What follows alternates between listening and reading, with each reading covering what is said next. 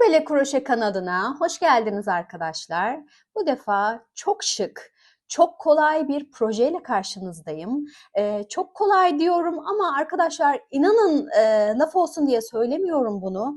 Ben bu sepetin tamamını 1 saat içerisinde örüp bitirdim. Hazır yılbaşı yaklaşıyorken sevdikleriniz için hazırlayacağınız el emeği, göz nuru bir sepetin yapımını anlatacağım bu projede sizlere. Şimdi arkadaşlar ben penye ip kullandım yaparken ancak sizler sepet yapımına uygun polyester iplerle de bu projeyi yapabilirsiniz. Hatta belki polyester iplerle daha güzel bile olabilir. Çünkü biliyorsunuz polyester iplerin kendine has bir parlaklığı var. Dolayısıyla parlak bir sepet elde etmiş olursunuz. Şimdi arkadaşlar bakın ben 3 farklı renk kullanarak yaptım. Taban bölümünü de bakın hemen şu şekilde size göstereyim. Hazır taban kullandım arkadaşlar. Bunlar hobi malzemeleri satılan yerlerde gayet uygun fiyatlara satılan tabanlar. Yalnız tabanı hazır değil de kendiniz el örgüsü olarak yapmak isterseniz aşağıya açıklamalar kısmına daire şeklinde tabanın yapılışını anlattığım bir videomun linkini ekliyor olacağım. Bundan faydalanarak hiçbir şekilde birleştirme yerleri, bir üst sıraya geçiş yerleri belli olmayan çok güzel daire şeklinde bir daire şeklinde taban yapımını anlattığım videomu ekleyeceğim. Bu videodan faydalanarak tabanınızı kendiniz de dilerseniz örebilirsiniz. Şimdi arkadaşlar şöyle bir size detaylı bir şekilde göstermek istiyorum. Bakın hiçbir şekilde bağlantı noktaları nerede sırayı birleştirmişiz, nerede bir sonraki sıraya geçmişiz, hiçbir şekilde belli olmayan bir teknikle ördüğümüz bir sepet. Şimdi arkadaşlar sepet ama bakın ben tabanı çapını küçük tuttuğum için bunu kalemlik olarak kullanacağım. Sizler dilerseniz göz kalemlerinizi yahut rümellerinizi de muhafaza edebileceğiniz bir sepet elde edebilirsiniz. Yahut dairenin ebatlarını daha geniş tutarak daha büyük sepetler elde edebilirsiniz. Yine tabanını daire değil de oval yahut kare yahut dikdörtgen şekilde örerek yahut hazır tabanlar kullanarak farklı şekillerde sepetler elde edebilirsiniz. Şimdi lafı çok fazla uzatmak istemiyorum ve çabucak sepetimizin yapımına geçmek istiyorum. Ancak başlamadan önce kanalıma ücretsiz abone olur, videomu beğenir, bir de yorum bırakırsanız çok mutlu olurum. Hazırsak haydi başlayalım. Öncelikle malzemelerimi bir tanıtmak istiyorum arkadaşlar size. Ben kalemliğin tabanı için arkadaşlar bu şekilde bir ahşap plaka kullanacağım. Normal klasik ahşap renkte olanını tercih ettim ama bunun siyah renkte olanı var, beyaz renkte olanı var ya da ahşap rengi daha koyu olanları var. Yahut arkadaşlar deri plakalar var. Yuvarlak değil, kare olanları var, dikdörtgen olanları var. Sizler ihtiyacınıza binaen ya da tercihinize binaen ne şekilde bir plaka kullanmak isterseniz rahatlıkla hobi malzemeleri satan mağazalarda, yerlerde bulabilirsiniz arkadaşlar. Ben hemen size bu plakanın bir ölçüsünü vermek istiyorum. Bakın arkadaşlar benim plakam 10 santim çapında bir plaka. Şimdi ahşap plaka kullanmak zorunda değilsiniz. Dediğim gibi deri plakalar da var. Bunun da yine farklı geometrik şekillerde olanları var. Rahatlıkla, kolaylıkla bulabilirsiniz. Fiyatları da çok makul arkadaşlar bu arada. Yalnız bu şekilde plaka kullanmak istemeyenler için. Yani kalemliğin tabanını da ben kalemlik olarak yapıyorum arkadaşlar ama sizler daha büyük tabanlar kullanarak bir sepet olarak da kullanabilirsiniz bu arada. Şimdi eğer hazır plaka kullanmak istemezseniz arkadaşlar ben ayrıca yuvarlak taban yapımı ile ilgili bir videom var. Onu aşağıya açıklamalar kısmına ve de ekranınızın sağ tarafına link olarak ekliyor olacağım. Hazır plaka değil de tabanını kendiniz örmek isterseniz bu videodan rahatlıkla faydalanarak kendi tabanınızı bunu çanta tabanı olarak da kullanabilirsiniz arkadaşlar. Sadece sepet yahut kalemlik tabanı olarak değil, çanta tabanı olarak da kullanabileceğiniz bir video ekleyeceğim açıklamalar kısmına. Bundan faydalanabilirsiniz. Şimdi arkadaşlar, kalemliğin yahut sepetin gövde kısmı için bakın şu şekilde su yeşili bir penye ip tercih edeceğim ben. Daha önce bu su yeşiliyle arkadaşlar ben şu şekilde bir sepet örmüştüm. Hemen size bir göstermek istiyorum. Şu şekilde bir sepet örmüştüm. İlerleyen zamanlarda bu sepetin tarifini de yine video olarak yayınlayacağım. Şimdi lalemiz için pembe renk penye ip kullanacağım. Lalenin yaprakları için şu şekilde koyu bir yeşil penye ip kullanacağım. Bu tam olarak nefti yeşili değil arkadaşlar ama koyu bir yeşil. Bu konuda da bilginiz olsun. Şimdi tığ olarak ise iki farklı tığ kullanacağım. Öncelikle 5 milimlik tığla başlayacağım. Ardından örme aşamasına geldiğimde 7 milimlik tığa geçeceğim. Şimdi 7 milimlik tığla ilk etapta başlayamıyorum çünkü bakın şu şekilde plakamın deliklerinin içerisinden geçmiyor. Dolayısıyla 5 numaralı tığla başlayacağım ama bu 5 numarayı 7 numara gibi öreceğim ipimi. Bu konuda da bilginiz olsun. Şimdi hemen malzemelerimi bir kenara alıp başlayacağım iple şu şekilde. Daha önce arkadaşlar ben bu iple dediğim gibi sepet ördüğüm için penye ipler de çok çabuk açılıyorlar. Dolayısıyla böyle biraz dağınık. Kusura bakmayın o yüzden. Şimdi 7 numara tığımı kenara bırakayım ve 5 numaralı tığımla başlayacağım. Bakın arkadaşlar, başlangıçta her boşluğun içerisinden bir adet ilmek alıp sık iğne yapmak suretiyle başlayacağız. Yalnız başlangıçta bakın arkadaşlar şöyle yaklaşık 20 santim kadar bir ipi kuyruk olarak bırakacağım. Çünkü sıra sonlarında birleştirme yaparken bu kuyruk olarak bıraktığım iple yapacağım.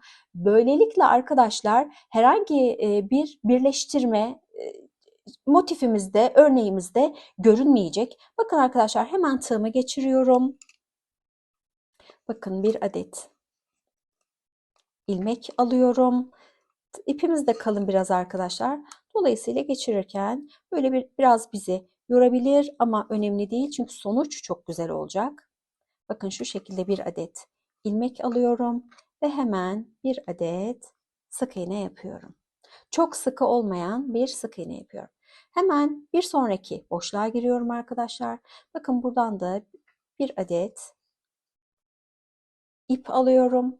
Ve bu arada arkadaşlar aldığınız ipin boyunu muhakkak şöyle bir miktar uzatın. Şu şekilde örmeyin yani. Bakın aldıktan sonra bir miktar uzatıyorum ve sık iğnemi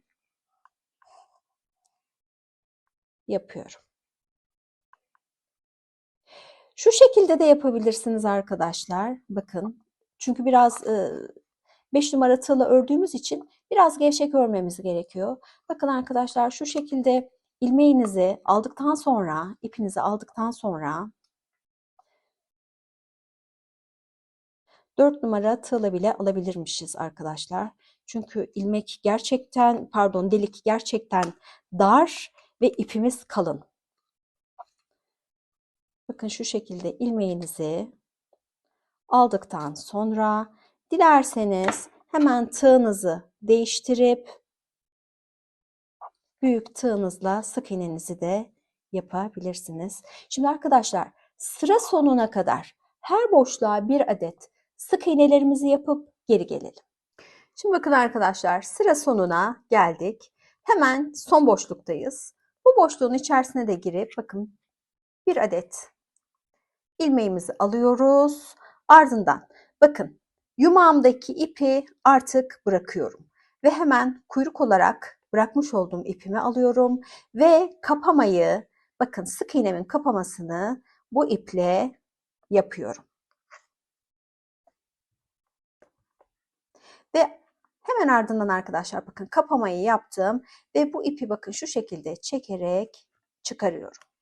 İpi bir miktar çekelim arkadaşlar ana ipimizdeki. Şimdi bakın arkadaşlar bu benim başlangıçta yapmış olduğum sık iğnemin, ilk sık iğnemin şu şekilde tepe noktası. Bakın üstü şu şekilde başak görünümlü bir zincir. Hemen buraya arkadaşlar bakın tığımı şu şekilde tersten geçiriyorum. Ardından bakın son kapamayı yapmış olduğum, bakın şu kuyruk olarak bıraktığım iple kapamayı yapmıştım. Bu arada kamerada gösterebiliyor muyum? Bazen kaydırabiliyorum çünkü arkadaşlar. Bakın başak deseninin altından tığımı tersten geçirdim ve hemen ipimi bakın buradan geçirip çıkarıyorum. İlk yapmış olduğum sık iğnenin tepe noktasından tığımı tersten geçiriyorum. Şöyle 7 numarayla geçirsem daha mı rahat olacak acaba arkadaşlar? İp çok kalın olduğu için tığ tutmuyor. Evet. Bakın ipimi buradan geçirdim arkadaşlar. Bakın iyice çekiyorum.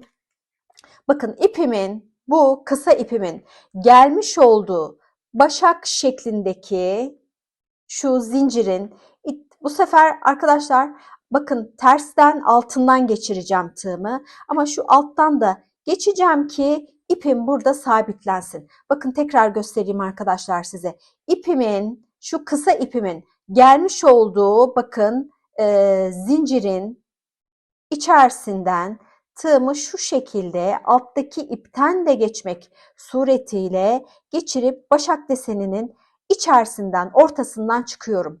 Ardından bu kısa ipimi bu defa arkadaşlar bu noktadan geçiriyorum. Böylelikle bakın arkadaşlar birleştirmemi yapıyorum. Hiçbir şekilde yapmış olduğum birleştirme sıra sonu belli olmuyor. Bakın ipim şu şekilde terste. Bu arada arkadaşlar plakamızın bir tarafı boyalı, bir tarafı boyasız ya da en azından benim aldığım plaka bu şekilde. Bu benim kalemliğimin iç tarafı olacak, içinde kalacak, bilginiz olsun. Şimdi arkadaşlar bakın kısa ipimi artık bırakıyorum. Hemen bakın uzun ipimin yani yumağıma bağlı olan ipimin gelmiş olduğu bakın nokta burası. Hemen tığımı buradan geçiriyorum ve yumağıma bağlı olan ipten bir adet ilmek alıyorum. Bu arada arkadaşlar tığ değiştirdim, bilginiz olsun. Artık 5 numara tığla bizim işimiz bitti. 7 numara tığla devam edeceğiz. Bakın hemen bir adet ilmek aldım. Ardından bu ilmeği tığımda bekletiyorum. Hemen bir sonraki sık iğnenin şu şekilde tepe boşluğuna giriyorum. Kaydırma yapacağız arkadaşlar bir sıra boyunca. Bakın tepe boşluğuna girdim. Bir adet ilmek aldım ve bu ipi tığımda bekleyen ipten kaydırdım. Hemen bir sonraki boşluğa giriyorum arkadaşlar. Bakın bir adet ilmek alıyorum ve tığımda bekleyen ipten kaydırıyorum. Hemen bir sonraki boşluğa giriyorum arkadaşlar. Bir adet ilmek alıyorum ve bu ipi tığımda bekleyen ipten kaydırıyorum. Bu şekilde arkadaşlar sıra sonuna kadar gidelim. Sıra sonunda yine birlikte birleştirmeyi yapacağız. Sıra sonuna kadar geldim arkadaşlar. Bakın sonuncu boşluğumdayım. Bu benim ilk kaydırma yapmış olduğum sık iğnenin boşluğu. Şimdi bu benim artık son sık iğne yapacağım boşluk. Şimdi bakın buraya tığımı geçiriyorum ama bakın ana yumağımdaki ipimi bırakıyorum. Hemen bu kuyruk olarak bırakmış olduğum ipten bakın bir adet ip alıyorum ve kaydırmamı bu iple yapıyorum. Son kaydırmamızı kuyruk olarak bırakmış olduğumuz iple yapıyoruz arkadaşlar. Bakın ardından hemen bu ipinizi şu şekilde çekip çıkarın ve ardından bakın arkadaşlar bu benim şurası, şu benim ilk kaydırma yapmış olduğum bakın zincir. Hemen bunun altından tığımı geçiriyorum. Ardından bu en son yapmış olduğum, kaydırma yapmış olduğum, bakın şu kuyruk olarak bırakmış olduğum ipi bu noktadan geçiriyorum. Ardından arkadaşlar, bakın ipimin gelmiş olduğu, bakın başak şeklindeki zincir bu. Hemen bunun içerisine şu şekilde içerisine tığımı geçiriyorum ve ardından ipimi buradan çıkararak bakın birleştirmemi yapıyorum. Hemen bir ipimizi de şu şekilde bir alt tarafa alarak gizleyelim arkadaşlar. Bakın şöyle bir alta alalım ki ipimiz sökülmesin. Bakın arkadaşlar, hiçbir şekilde birleştirme yapmış olduğumuz noktalar şöyle ipimizin gevşekliği olmasa belli değil. Bakın ipimizi sıkıştırarak da zaten o gevşekliği yok ettik. Bakın arkadaşlar, hiçbir şekilde ip nerede başlıyor, nerede bitiyor belli değil. Bakın hemen artık bizim bu kuyruk olarak bırakmış olduğumuz ipimizle işimiz de bitiyor. Şimdi bu sıradan itibaren artık kalemliğin ya da sepetin gövdesini yavaş yavaş yükselteceğiz arkadaşlar. Bakın bunun içinde bakın şurası benim kaydırma yapmış olduğum zincir.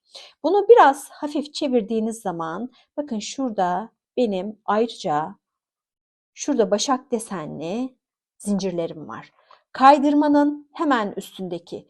Buradan ilmek alarak sık iğnelerimizi yapmaya başlayacağız. Bakın arkadaşlar, benim yumağıma bağlı olan ip burada. Hemen dolayısıyla bakın buranın içerisinden geçip bu ipimden bir adet şu şekilde ilmek alıyorum, ilmek oluşturuyorum. Bu ilmeği bir miktar uzatıp hemen bir zincir çekiyorum. Ardından arkadaşlar, bu arada bu kuyruk olarak bıraktığımız iple işimiz bittiğinden artık örgümüzle birlikte yürüterek gizleyeceğiz. Bakın arkadaşlar, hemen bir sonraki boşluğa şu şekilde bakın kaydırma yaptığım zinciri atlıyorum arkadaşlar. O zincire kesinlikle batmıyorsunuz. Üstünde hemen bakın şurada zincirler görünüyor zaten. Hemen buradan bir adet ilmek alıyoruz. Bir miktar uzatıyoruz ve hemen sık iğnemizi yapıyoruz. Hemen bir sonrakine geçelim arkadaşlar. Bakın ip alıyoruz, uzatıyoruz. Muhakkak uzatmayı unutmayın lütfen ve sık iğnenizi yapın. Hemen bir sonrakine geçiyoruz. Bu arada arkadaşlar bakın kuyruk olarak bırakmış olduğum ipi yürüterek gizliyorum.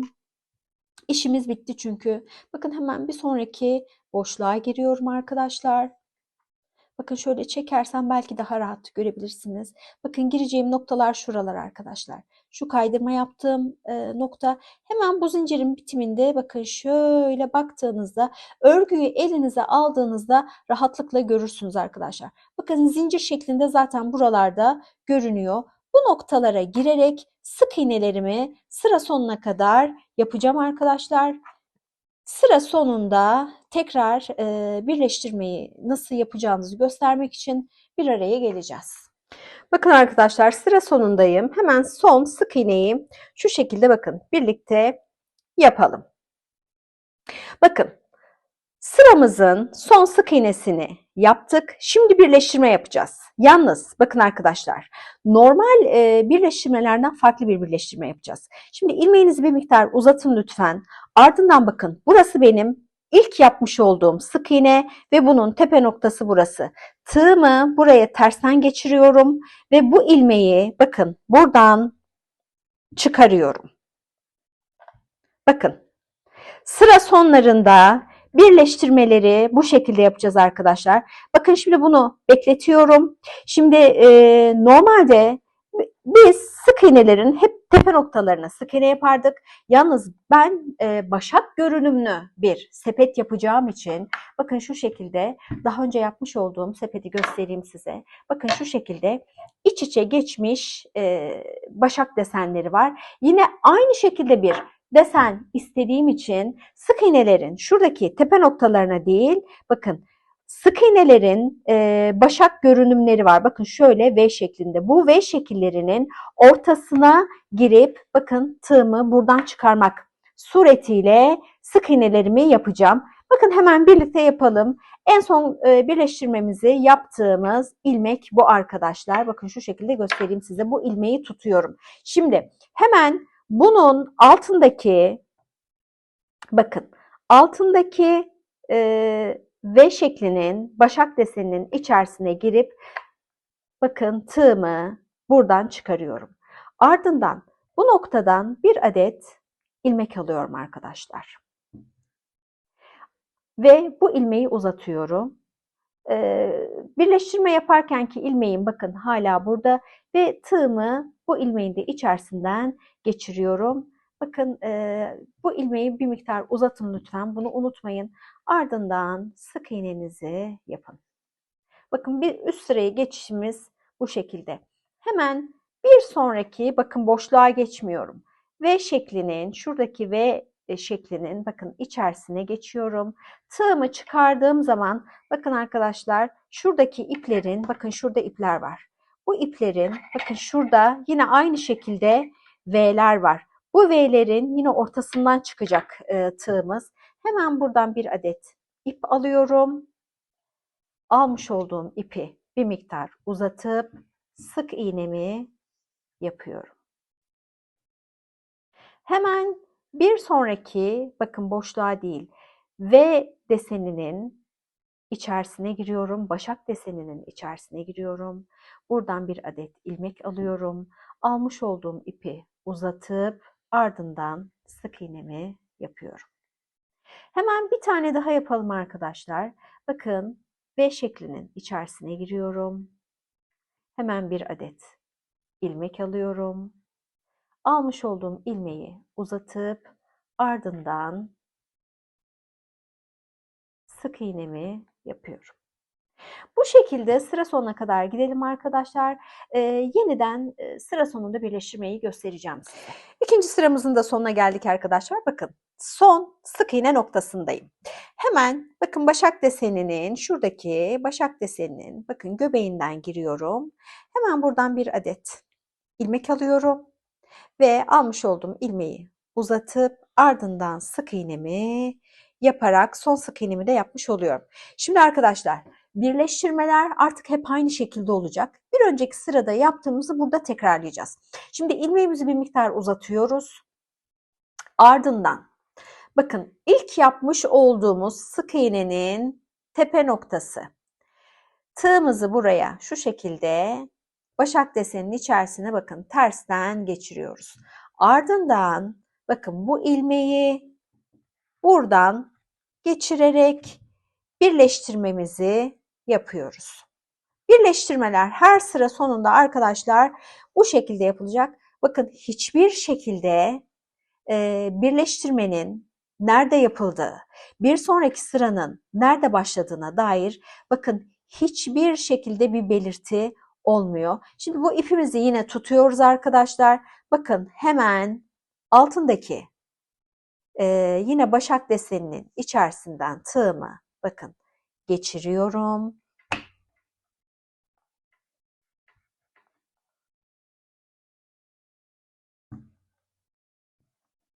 Ardından arkadaşlar bakın buradan bir adet ilmek alıyorum.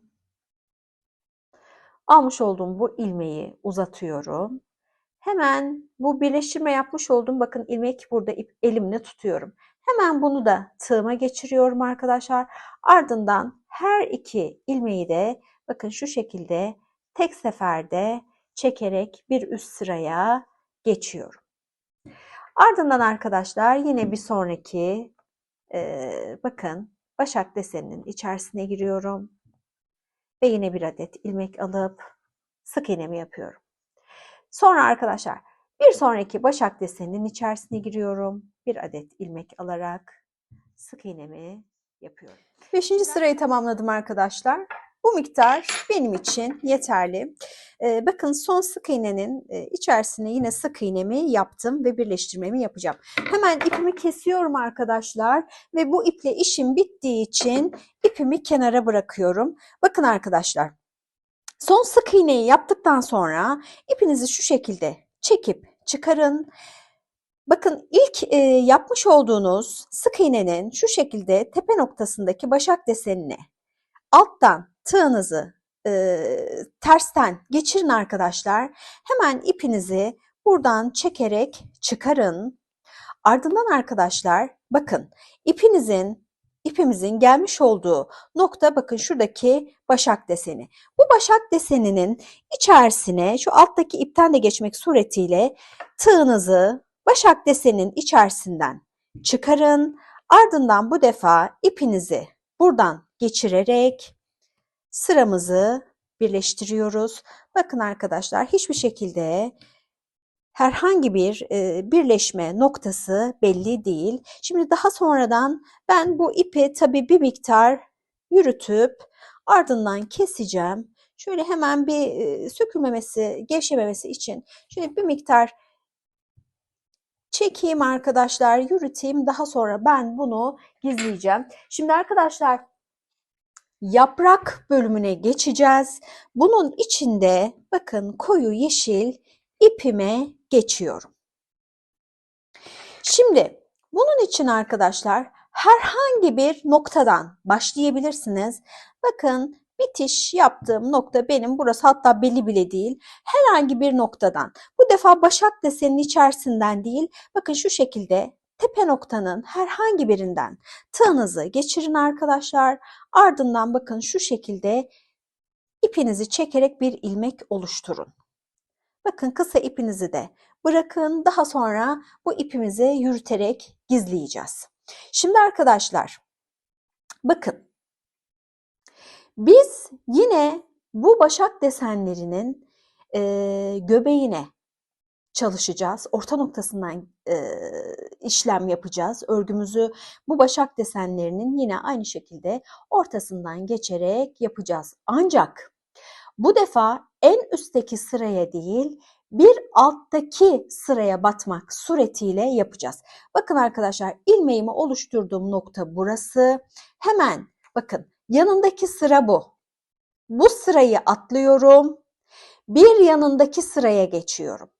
Bir yanındaki sıranın bakın birinci başak desenine değil, ikinci başak deseninin içerisine tığımı geçiriyorum. Ardından bakın ana ipime, yumağıma bağlı olan ipten bir adet ilmek çıkarıyorum. Şunu da bir miktar sıkayım arkadaşlar. Bu ipi uzatıyorum ama arkadaşlar şöyle bir çevirmek istiyorum bu ipi. Evet. Uzatıyorum ama daha önce sık iğnelerimi uzattığım miktar kadar uzatmıyorum. Bakın şu şekilde göstereyim size. Bu ipimin çıkmış olduğu noktanın boyu kadar uzatıyorum. Yani örgümün üst kısmının hemen bitimine gelecek miktarda uzatıp hemen bir adet bakın şu şekilde sık iğne yapıyorum. Şimdi aynı noktaya arkadaşlar 2 adet daha sık iğne yaparak bu boşluğa toplamda 3 adet sık iğne yapmış olacağız. Yalnız ipimin şu şekilde düz gelmesini istiyorum. Şuraya ikinci sık iğnemi. Yine bakın uzatıyorum ama bu üstteki noktayı çok geçirmeden uzatıyorum arkadaşlar. Bu arada 3 adet sık iğne yapacağız dedik. Birinin bu şekilde, birinin düz, diğerinin de yan tarafa gelmesine dikkat edin. Şu ipi şöyle arkadaşlar size anlatırken gevşiyor ipim. Şöyle söküp bir tekrar yapmak istiyorum. Bakın ikinci sık iğnem aynı boşluğa ve aynı boşluğa yaptığım üçüncü sık iğnem.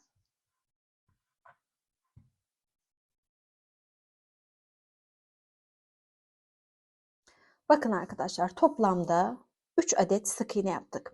Şimdi arkadaşlar hep aynı hizadaki sıraya işlem yapacağız.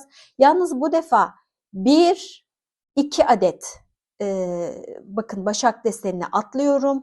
Üçüncünün içerisine batacağım. Herhangi bir zincir çekmiyorum arkadaşlar. Şöyle bir miktar ipimi açmak istiyorum. Rahat örebilme açısından. Bakın arkadaşlar. Birinci sırayı atlıyorum, ikinci sırayı atlıyorum. Üçüncü sıranın yine ikinci başağının göbeğine şu şekilde ipimi geçiriyorum. Ardından uzatıyorum ipimi ve sık iğnemi yapıyorum. Ama tabii yine size gösterirken maalesef bu ipim gevşedi. Hemen bir yeniden yapayım arkadaşlar. Bakın bir, aynı boşluğa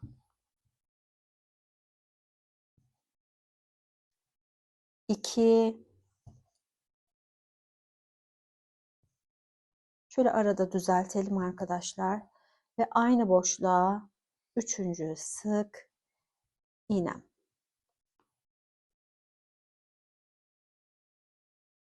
Evet. Bakın bu şekilde yaprakları oluşacak. Hemen yine birinci, ikinci sırayı atlıyorum. Hemen üçüncünün, bakın yine aynı sıradaki ikinci başağının içerisine giriyorum. Yine ipimi uzatıp bakın sık iğnemi yapıyorum. Tabii yine gevşedi arkadaşlar. Bunları biraz seri yapmak gerekiyor ki gevşeme olmasın. Şöyle bakın ikincinin içerisine batıyorum. Hemen sık iğnemi yapıyorum. Ardından aynı boşluğa yeniden giriyorum ve sık iğnemi yapıyorum. Ve aynı boşluğa yeniden girip 3. sık iğnemi yapıyorum. Şimdi bu şekilde arkadaşlar tüm sırayı tamamlayalım. Son yaprağımızı da tamamladık arkadaşlar. Bakın hemen yine bir miktar ipimizi şöyle yaklaşık bir 6-7 santim kadar bırakıp kesiyoruz. Ardından arkadaşlar yine bakın ilmeğimizi uzatarak ipimizi çıkarıyoruz. Ardından arkadaşlar bakın ilk yapmış olduğum sık iğnenin şu şekilde içerisine tersten tığımı geçiriyorum. Ve bu ipimi bu boşluktan çekip çıkarıyorum. Şimdi arkadaşlar bakın çekmiş olduğum ipimin bakın gelmiş olduğu başak deseni bu. Hemen bunun içerisine bakın şu şekilde altındaki ipten de geçmek suretiyle tığımı yine alttan başak deseninin içine doğru çıkarıyorum. Ve bu defa bu ipi bu noktadan geçirerek bakın sıramı bu şekilde birleştiriyorum. Bakın şöyle bir hemen size göstereyim. Bakın yeni bir zincir oluşturmak suretiyle sıramızı birleştirmiş oluyoruz. Şimdi ipimi daha sonra gizleyeceğim. Hemen şöyle bir sökülmemesi adına bir miktar şöyle yürüteyim arkadaşlar. Ardından hemen pembe ipimizle lalelerimizin yapımına geçeceğiz. Şöyle bir sökülmemesi için burada sabitleyeyim. Şimdi hemen koyu yeşil ipimi de kaldırıyorum ve pembe ipime bakın geçiyorum.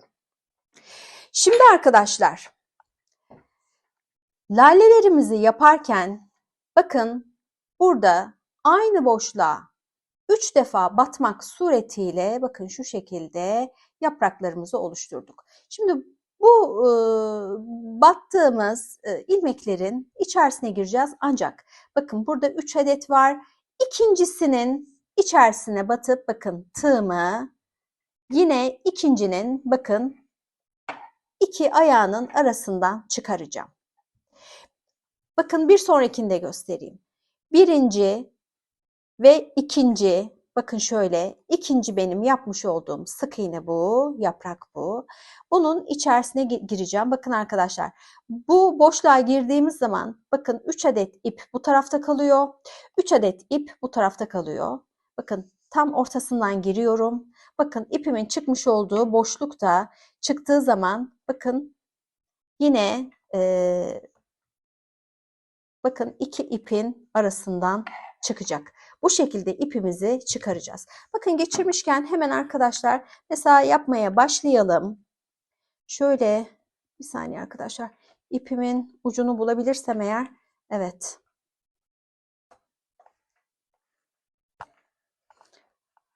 Şimdi arkadaşlar bakın yine ipimi bir miktar uzun tutup bu noktadan bakın şu şekilde ilmek alıyorum. Ve hemen bu noktaya bakın şu şekilde bir adet sık iğne yapıyorum. Ardından arkadaşlar bakın bu ilmeğinizi bir miktar uzatın. Yaklaşık şöyle arkadaşlar 2 parmak olacak kadar bir uzunluğa gelsin. Bakın şöyle tuttuğunuz zaman 2 parmaklık bir uzunluk muhakkak olsun. Şimdi arkadaşlar bu boşluğa girip ipimizi yine böyle 2 parmak uzunluğuna getirecek şekilde toplamda 5 adet sık iğne yapacağız. Bakın arkadaşlar aynı boşluğa giriyorum. 1 adet ilmek alıp ipimi bakın yaklaşık 2 parmak uzunluğunda uzatıyorum. Ardından sık iğnemi yapıyorum. Ardından aynı boşluğa yeniden giriyorum. Sık iğnemi yapıyorum.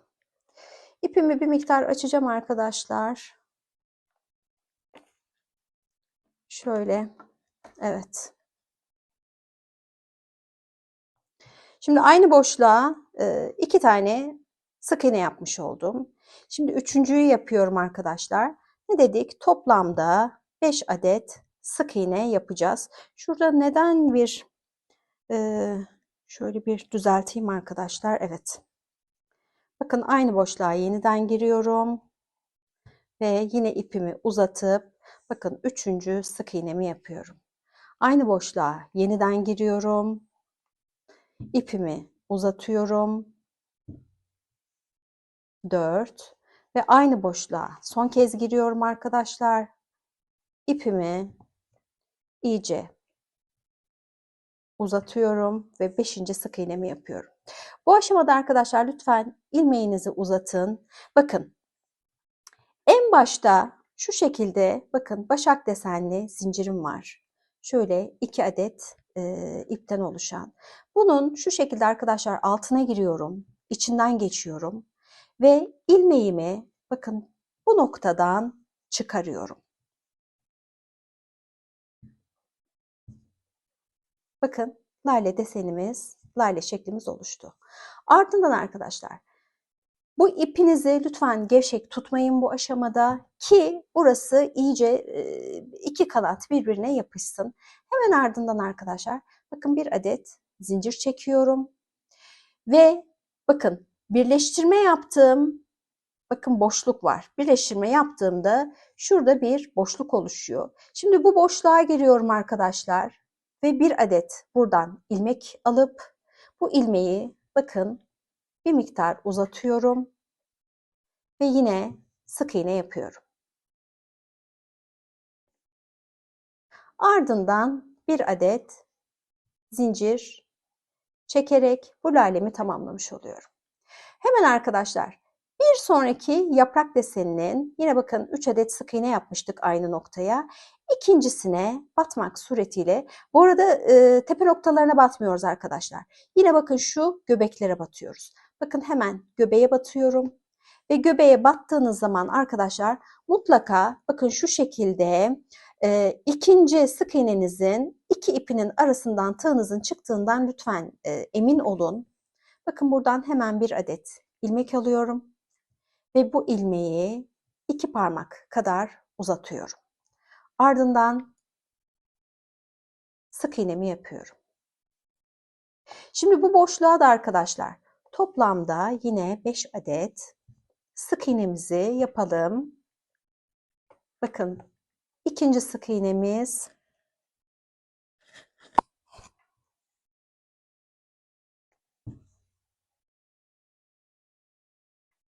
üçüncü sık iğnemiz, aynı boşluğa çalışıyorum arkadaşlar. 4 ve bu da 5. sık iğnemiz.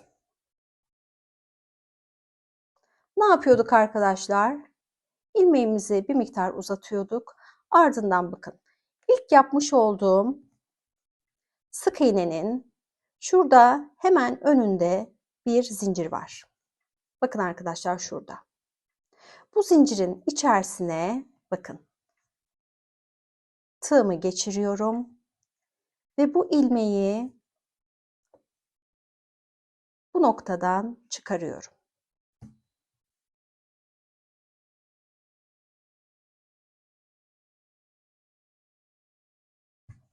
Evet. Ardından Ne dedik arkadaşlar? Bu ilmeğimiz bu aşamada çok gevşek olmasın. Hemen ardından bakın bir adet zincir çekiyorum. Ardından bakın şu şekilde lalenin birleştirme yaptığım zaman bakın ortasında şu şekilde bir boşluk oluşuyor. Bu boşluğun içerisine giriyorum ve bir adet ilmek alıp bu ilmeği uzatıyorum ve hemen bir sık iğne yapıyorum. Ardından zincir çekip bir sonraki yaprağın içerisine giriyorum. Bu şekilde tüm lalelerimizi tamamlayalım arkadaşlar. Son lalemizi de birlikte tamamlayarak kalemliğimizi yahut sepetimizi tamamlayalım arkadaşlar. Bakın aynı boşluğa 5 adet sık iğnemi yaptım.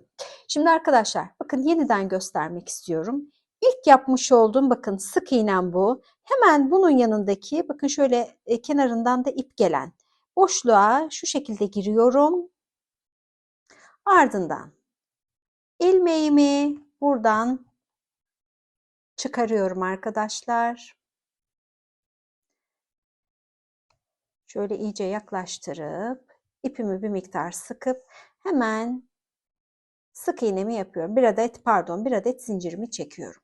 Şimdi arkadaşlar ne yapıyorduk? Bakın birleştirme sonucu oluşan şu boşluğa giriyorduk. Bir adet ilmek alıyorduk ve hemen bakın sık iğnemizi yapıyorduk.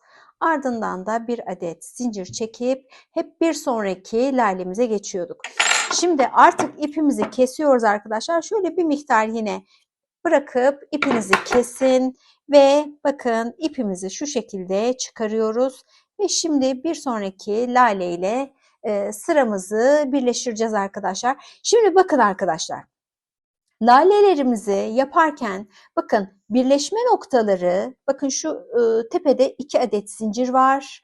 Zincirin hemen altındaki şu iplerle birleşmiş. Biz de yine dolayısıyla aynı zincirle birleştireceğiz. Bakın arkadaşlar 2 adet zincirimiz var. Bakın bunun hemen altındaki ip bu. Bu ipe arkadaşlar şu şekilde bakın hemen zaten şurada görünüyor. Bu ipe tığımızı şu şekilde tersten geçiriyoruz ve ipimizi bu noktadan çıkarıyoruz.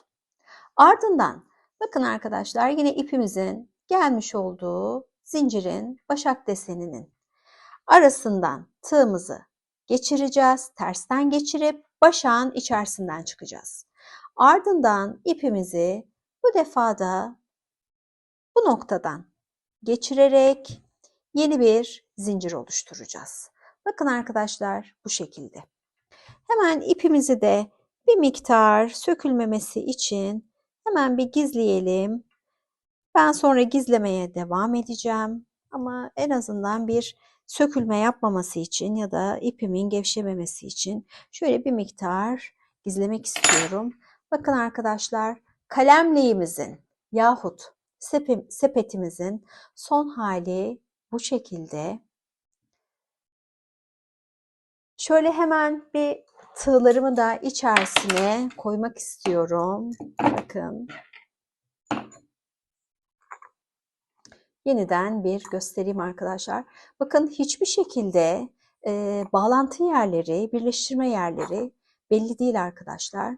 Bakın tamamen çevireyim şöyle. Bakın nerede bir üst sıra, nerede başladı, nerede bitti hiçbir şekilde belli değil. Evet.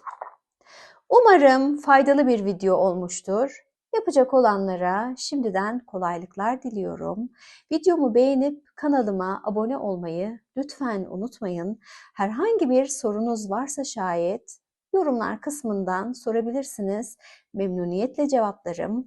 Bir sonraki videoya kadar. Hoşça kalın.